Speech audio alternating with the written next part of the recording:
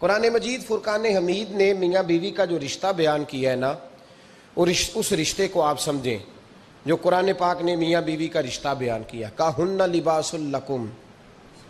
وانتم لباس لہن، فرمایا بیویاں تمہارا لباس ہیں اور تم ان کا لباس ہو،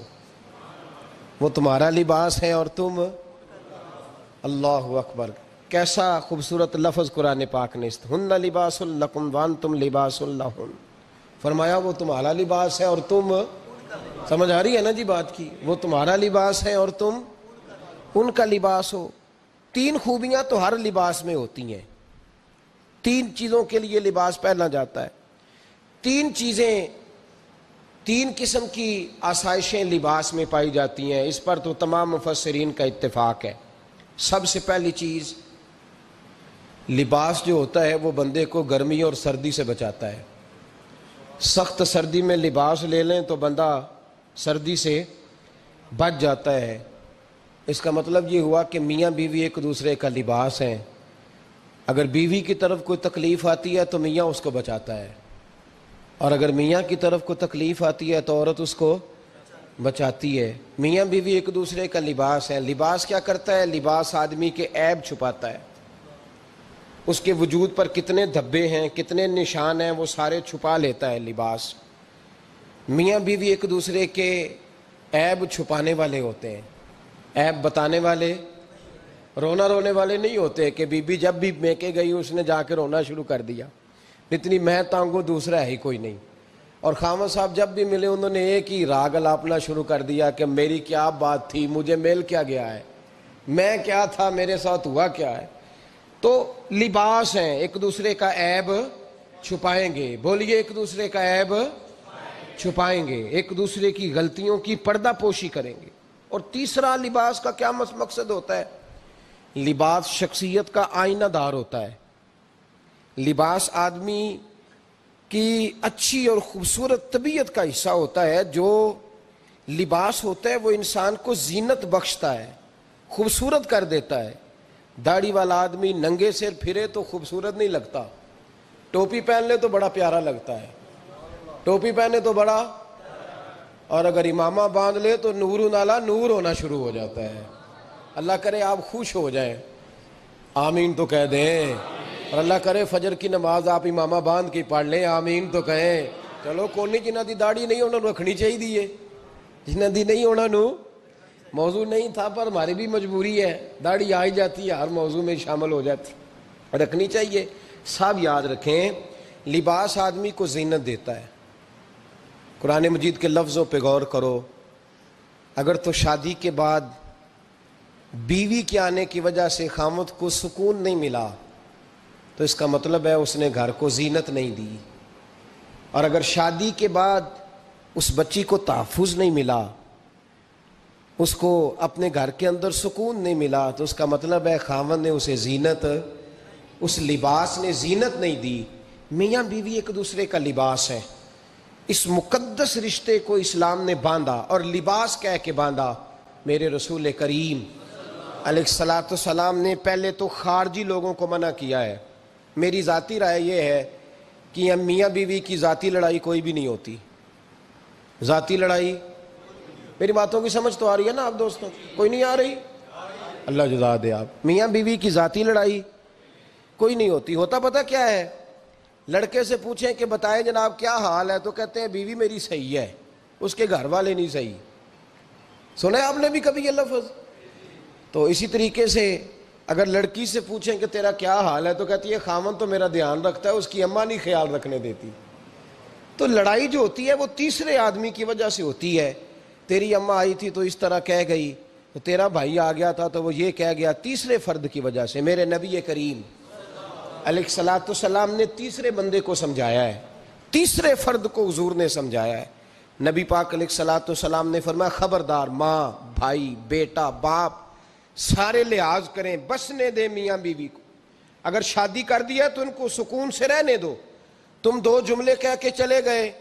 کوئی عیب نکال کے جو چھپا ہوا تھا خاوند کی نظر میں وہ نکال کے بتا دیا کہ تیری بیوی یہ کام بھی کرتی ہے، اب تم تو ہٹ گئے وہ بات کہہ کے، اب انہوں نے اکٹھے رہنا ہے، ان کی زندگی مصیبت کا شکار ہو گئی۔ آزمائش میں آ گئے وہ دونوں، ساری زندگی کڑتے رہے، ایک عیب نکال کے لڑکی کے گھر والے لڑکے کا اسے بتا کے چلے گئے تیرے خامد میں یہ عیب پایا جاتا ہے، وہ ساری زندگی کڑتے رہیں گے، تکلیف میں رہیں گے، انہوں نے تو اکٹھے رہنا ہے۔ بتانے والا چلا گیا، میرے رسول کریم صلی اللہ علیہ وسلم فرماتے ہیں لعنتی ہے وہ شخص، لعنتی ہے وہ شخص۔ یا رسول اللہ کون سا؟ فرمایا جو بیوی کو مرد کے خلاف اکساتا ہے اور مرد کو بیوی کے خلاف اکساتا ہے، وہ لعنتی ہے، ملعون ہے، رحمت الہی سے دور ہے وہ شخص۔ انہیں قریب کرنے کی کوشش کر،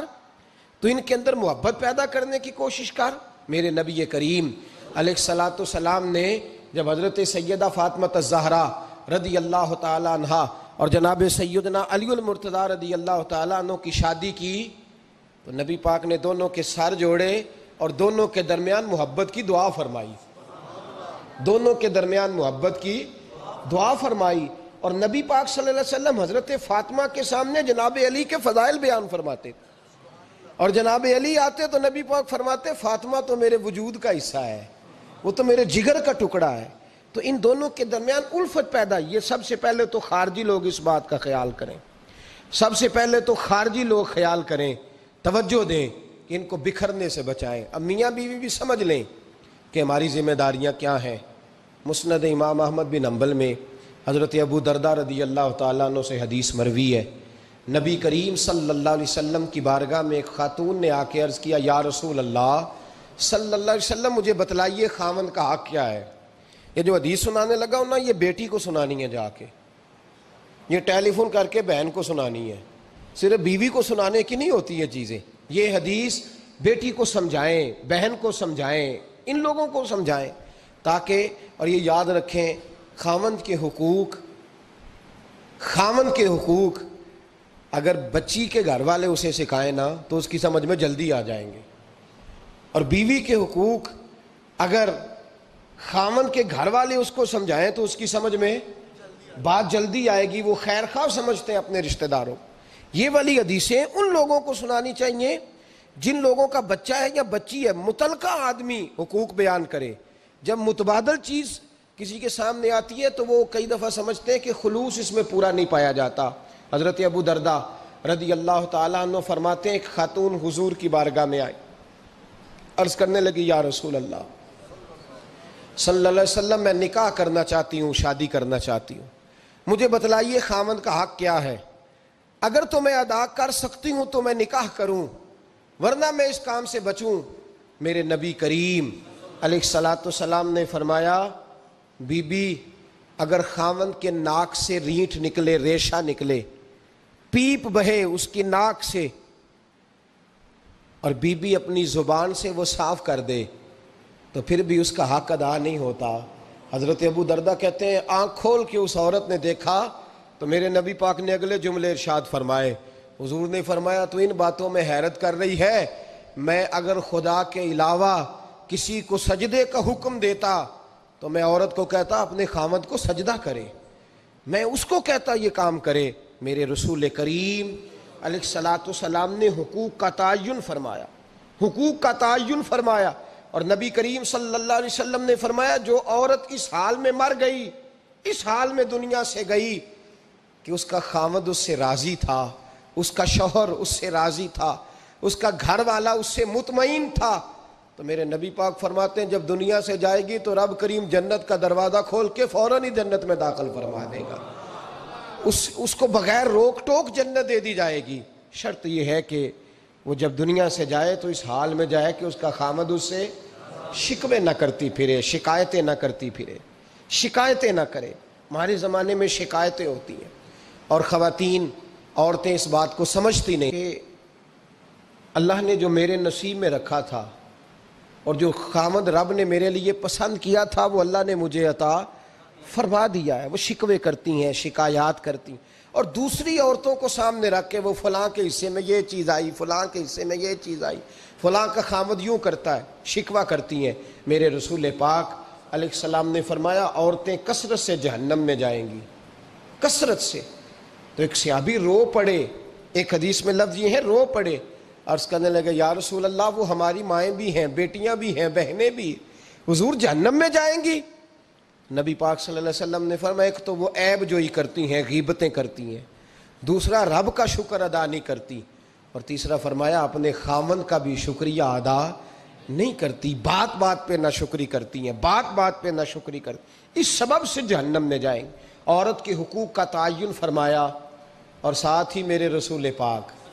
علیہ السلام نے مرد کی طرف توجہ فرمائی، اور کیا خوبصورت لفظ ارشاد فرمایا تم میں ہر آدمی اپنے آپ کو اچھا سمجھتا اور اچھا کہتا ہے، ہر آدمی کہتا ہے، لیکن کوئی اگر مجھے آ کے پوچھے گا کہ محبوب آپ کی امت میں اچھا کون ہے، تو حضور فرماتے ہیں میں اسے اچھا سمجھوں گا جو اپنے گھر والوں کے حق میں اچھا ہے، جو اپنی بیوی خیرکم لأہلہ،